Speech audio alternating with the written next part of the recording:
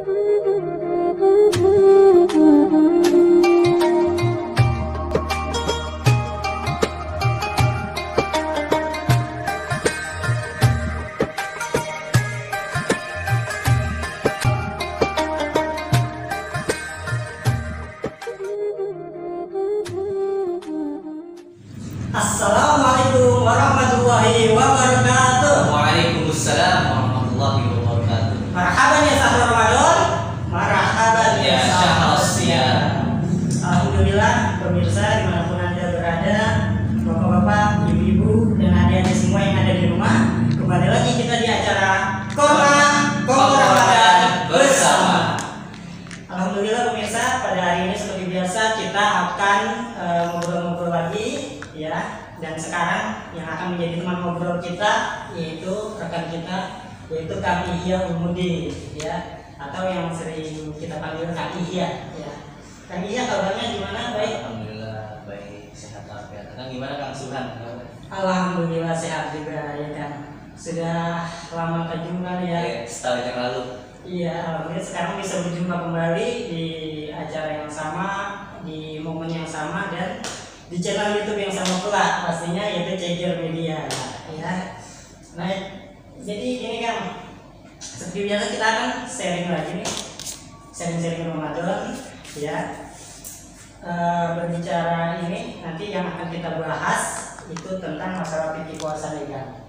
Sebab orang itu banyak banget nih yang nggak tahu gitu ya masalah-masalah fikih puasa gitu. Waktu tahun kemarin juga kita sempat membahas fikih puasa sama Kang Ihya tuh, yaitu seperti syarat wajib, syarat sah, terus sama rukun. Nah, yang sekarang yang akan kita bahas bersama Kang Ihya yaitu mengenai sunnah-sunnah puasa aja. Alhamdulillah. Pada malam hari ini kita bisa bertemu kembali dengan aktivitas yang mungkin begitu padat bulan Ramadan. Mudah-mudahan kita semua diberikan sehat panjang umur keberkahan.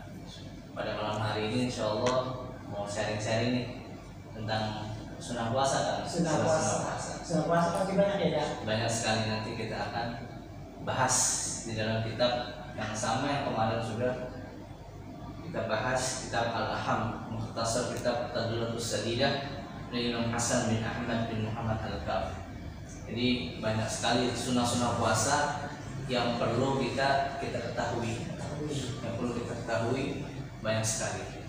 Kenapa? Karena untuk kita bisa mengambil pahala sunnah. Karena di bulan Ramadan ini yang wajib itu dilipat gandakan menjadi sab'ina, mau 70 kali. Pekerjaan yang sunnah diberikan pahala seperti satu pekerjaan wajib. Jadi kalau kita mengerjakan sunnah-sunnah puasa, maka itu menjadi keuntungan lebih buat kita, keuntungan buat kita pribadi. Nilai plusnya lah. Nilai plusnya. Jadi berbicara tentang sunnah-sunnah puasa dan termasuk terkait dengan sunnah-sunnah puasa di bulan Ramadan, di antaranya mungkin orang udah sering tahu, bahkan itu udah terkenal di kuping masyarakat. Yang pertama adalah takjil fitri. Takjil fitri apa itu? Takjil itu dari asal kata ajjala yu'ajjilu takjilan ala wazni fa'ala yufailu taf'ilan. Artinya menyegerakan. Menyegerakan apa? Fitr, buka. Takjil fitri untuk menyegerakan berbuka. Makanya di sebagian orang-orang masyarakat mengatakan takjil itu yang di pinggir-pinggir jalan, orang yang jualan-jualan takjil, makan-makan berbuka. Padahal secara bahasa takjil itu artinya menyegerakan, untuk segera menyegerakan. Dan banyak yang salah paham ya kan, katanya takjil itu makanannya gitu. Makanannya. Padahal takjil itu untuk kita bersegera berbuka ketika sudah waktunya. Dia mengatakan ajjala yu'ajjilu takjilan, artinya menyegerakan. Idza taqayyana dulu. Kalau misalkan sudah yakin nih sudah masuk waktunya, kan puasa itu dari mulai tulu'il fajr ila ghurubi syamsi, dari mulai tulu'il fajar adzan subuh sampai ghurubi syamsi, sampai mulai waktu azan maghrib. Jika sudah yakin, maka segera dah berbuka. Kenapa? Karena kita dianjurkan oleh Rasulullah SAW untuk menyegerakan untuk berbuka. Bahkan Nabi sendiri pun berbuka sebelum sholat. Itu Nabi kan Rasulullah SAW yuftiru qabla an yusalliya bi rutbatin. Nabi berbuka dengan obat, dengan kurma basah. Sebelum Nabi sholat maghrib, Nabi berbuka dulu tuh, menyegerakan berbuka. Pertama sunnahnya dengan obat, kurma basah. Kurma. Faedah takun obat. Tapi kalau kita nggak bisa dapatin obat, maka fa'alat samarat, pakai kurma kering. Tapi sekarang sih di Indonesia sudah banyak kan, sudah nggak sulit. Bahkan di pasar Tanah Abang, mungkin di sekeliling kita juga banyak. Macam-macam ya, kurma Macam-macam di Indomaret, di sekeliling kita sudah banyak yang jual kurma. Itu sunnahnya. Kenapa kita harus mendahulukan yang pernah Nabi ajarkan? Cuma satu, ingin kita untuk bisa menyenangkan, menggembirakan hati Rasul. Mudah-mudahan dengan kita bukan makan kurma, ikut Nabi senang. Nabi gembira. Kenapa? Karena sunnahnya masih terus bersambung, berkesinambungan sampai. Dapat fa'ilam takun hasawat benar. Kalau tambal rotobat nggak bisa, tamar nggak bisa, kurma basah nggak bisa, kurma kering nggak bisa, kurma matang nggak bisa, kurma muda nggak bisa, maka pakai air aja. Walau hanya seteguk, dengan seteguk air. Nah, itu yang didahulukan itu airnya atau kurma dulu? Kurma, urutannya pertama kita disunahkan pakai kurma. Makanya sebagai ulama mengatakan ketika kita berbuka pakai kurma, lalu setelah itu didorong minum dengan air, itu dalam ilmu kedokteran mengandung kesehatan yang luar biasa. Kurma sendiri mengandung di dalamnya sebuah, mungkin setiap sunnah Rasulullah pasti ada kesehatan yang mengandung untuk diri kita. Kemanfaatan untuk diri kita. Ada kemanfaatan untuk diri kita. Jadi itu yang pertama adalah menyegerakan untuk berbuka puasa. Berarti kalau kita udah ada maghrib, langsung aja buru ya. Bahkan Nabi sebelum sholat buka dulu. Jangan langsung kita sholat dulu baru buka. Buka dulu walau hanya dengan seteguk air. Kalau misalkan ada korma, makan korma dulu. Habis itu minum minimal liter ganjil, kalau nggak 1, 3. Nah yang bagusnya itu kan kita misalkan habis itu kita sekedar minum terus sholat, apa kita makan dulu tuh? Nah, minum makan tidak kenyang terus habis itu baru sholat. Bagusnya sebagaimana yang pernah dijelaskan oleh para ulama, bagusnya ketika kita berbuka kita makan kurma, misalkan liter ganjil 1 atau 3 atau 7, setelah itu kita minum air. Nah setelah itu seharusnya sebaiknya kita memberi jeda untuk tidak makan dulu, tapi untuk berwudu untuk sholat. Sehingga kurma dan minuman yang tadi pertama kali sudah masuk ke dalam tubuh, dia berproses dulu. Nanti setelah sholat baru mulai lagi makan. Bagusnya seperti itu. Karena kalau kita hapok semuanya kan biasanya berat untuk makan. Berat untuk sholat. Udah kekenyangan dengan es buahnya. Apalagi nanti habis sisanya juga kita sholat tarawih. Sholat tarawih pasti berat sholat tarawih. Itu sunnah-sunnah, makanya di setiap sunnah Rasulullah pasti ada kemanfaatan untuk untuk umat Nabi Muhammad SAW yang menjalankan, khususnya untuk tubuh kita, untuk diri kita. Bahkan di lain riwayat juga saya menukil dari kitab Ushul Karim, Nabi SAW bersabda, "Idza kana ahadukum sha'iman," apabila kalian kita semuanya berpuasa, falyutil 'ala tamr, maka berbuka dengan kurma kering atau kurma muda. Fa'ilam yadil tamr fa'alal ma', kalau tamr nggak ada, kurma nggak ada ma', fa'in muqarrab. Kenapa? Karena itu suci. Nanti juga ada urutannya di sini yang bagus dengan tamr dan juga dengan ma'u zamzam. Nanti ada pembahasan. Itu yang pertama, sunnahnya takjil fitri, menyegerakan untuk berbuka. Jadi takjil itu artinya menyegerakan.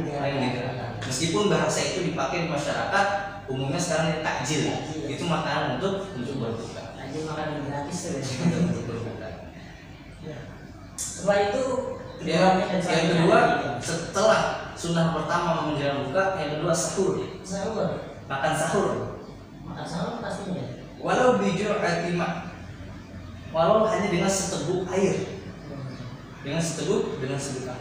Wa yadkhulu waktu sahur min muntasafil lail. Masuknya waktu sahur mulai sepertiga malam, mulai jam 3, jam 2. Dan bagusnya itu sahur itu diakhirkan. Tapi jangan sampai akhir udah mau imsak, ketika makan adzan lah, itu yang bahaya. Minimal jam 3, setengah 4 kita udah mulai makan. Berarti ini kebalikannya ya, kalau buka itu untuk menyegerakan, kalau sahur ya akhirkan. Tapi jangan sampai akhir banget, sampai mepet jangan sampai mepet. Makanya ada imsak, menahan tuh. berapa menit sebelum azan. Supaya kenapa? Di saat itu kita udah tenang. Ketika udah tenang, azan udah nggak makan, udah nggak minum. Tapi sebenarnya walaupun ini udah waktu imsak nih, tapi belum azan, sebenarnya itu masih boleh ya? Masih boleh.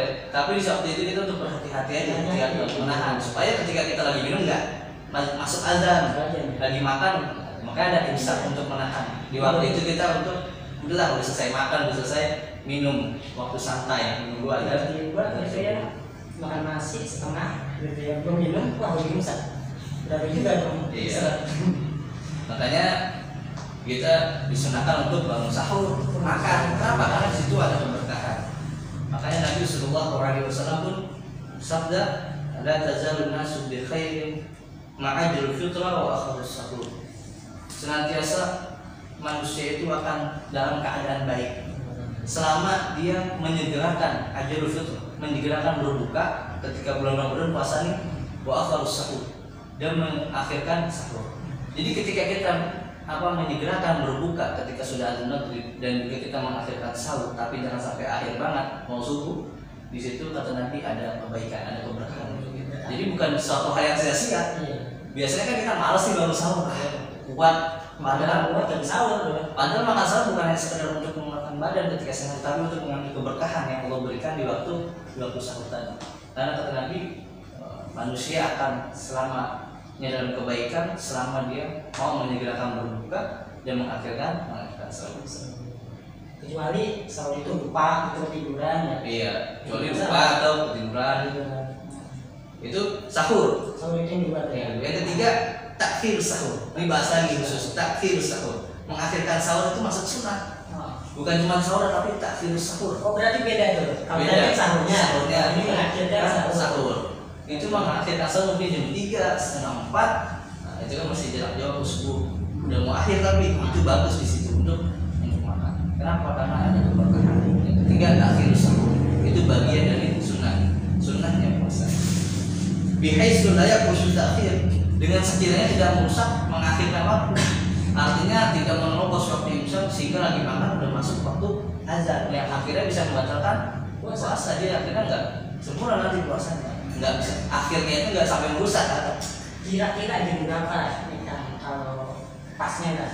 Misalkan imsak itu setengah 5 biasanya ya? setengah 5 mungkin. Iya. Mungkin jam 4 kali. Jam 4.26 kalau nggak salah. Udah mulai imsak. Tapi imsaknya paling tidak kita mulai makan sahur itu jam 4 kurang lah. 4 kurang lah ya. Setengah 4 ke atas. Setengah 4 ke atas atau jam 3 ke bawah itu udah ini. Kenapa? Supaya ketika udah waktu imsak kita udah santai, udah makan, udah minum, akhirnya kita siap menunggu waktu. Saya juga punya waktu juga tuh buat gosok gigi ya. Nah, iya waktu. Gitu. Kalau bisa kalau teman-teman gosok giginya itu sebelum azan subuh. Kenapa? Karena kita ikhtiarkan hati-hati supaya sisa odol atau sisa air yang tercampur dengan odol tertelan nanti ketika sudah setelah kita gosok gigi. Kalau setelah azan subuh, kalau masih sebelum azan subuh kan mau ditelan juga nggak jadi masalah karena belum masuk waktu puasa, waktu subuh.